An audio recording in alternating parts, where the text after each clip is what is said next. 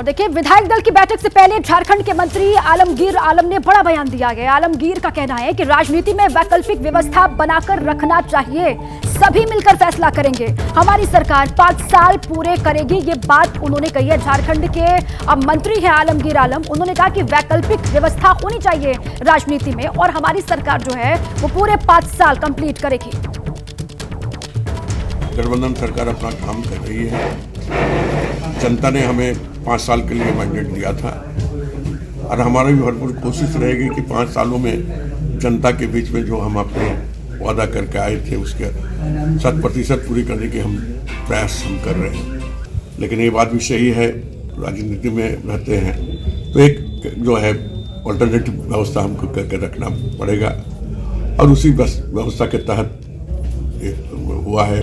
लेकिन इतना ही हम कहना चाहेंगे कि जनता हमें 5 साल के लिए मैंडेट दिया है, हमारा कोशिश रहे कि हम अपना कार्यकाल को पूरी करें और हम बेहतर काम करके जनता के बीच में दोबारा जाएंगे।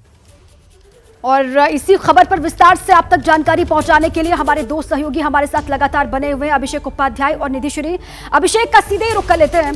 अभिषेक, ये जो बेमौसम सियासी तापमान बढ़ा है झारखंड का, इसको लेकर आज का दिन बहुत अहम माना जा रहा है। 4:30 बजे विधायक दल की बैठक होने वाली है, क्या संभावनाएं आपको नजर आ रही है जो कि आप वहां पर मौजूद हैं? अभिषेक। दीपा, देखिए, बेमौसम नहीं कहेंगे क्योंकि 7 बार इस मौसम की आहट आ चुकी है। ईडी के 7वें सम्मन के बाद अब ये सिचुएशन बनी है, तो ये आइडिया था कि ऐसा तो होना ही होना है, क्योंकि हेमंत सोरेन सुप्रीम कोर्ट लग गए थे और उनको राहत नहीं मिली थी। सबसे बड़ी बात यह है कि एक नाम ये है उनकी पत्नी का कि कल्पना को वो सौंप सकते हैं और उसके बाद वो आगे का कोर्स ऑफ एक्शन ले सकते हैं। हमारी जानकारी ये कहती है कि उन्होंने सहयोगियों को भी भरोसे में लिया है, लेकिन अब सबसे अहम बात ये होगी कि क्या जेएमएम को भरोसे में ले पाते हैं, क्योंकि जेएमएम के अंदर भी अभी कई सारे फैक्शन हैं। जो दूसरा महत्वपूर्ण मसला है वो मसला है कानूनी प्रक्रिया का। देखिए, 1 साल के भीतर जो लगातार बीजेपी सवाल उठा रही है कि 1 साल का जब कार्यकाल बचा है उससे कम का, तो आप कैसे कर सकते हैं, उपचुनाव कैसे हो सकता है? 29 दिसंबर को झारखंड की सीएम के तौर पर शपथ ली थी हेमंत सोरेन ने और 6 जनवरी को विधानसभा का गठन हुआ था। तो अब सबसे इंपॉर्टेंट तारीख इंपॉर्टेंट है कि अगर 5 तारीख के पहले ये चीजें हो जाती है तो ये मामला लीगली टेनेबल हो जाएगा जेएमएम के लिए, जो उनकी ओर के विशेषज्ञ बताते हैं। लेकिन बीजेपी का कहना है कि लीगली टेनेबल नहीं है।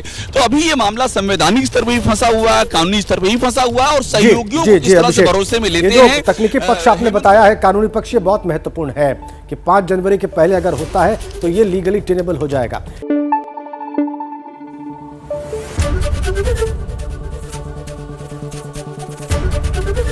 एबीपी न्यूज आपको रखे आगे।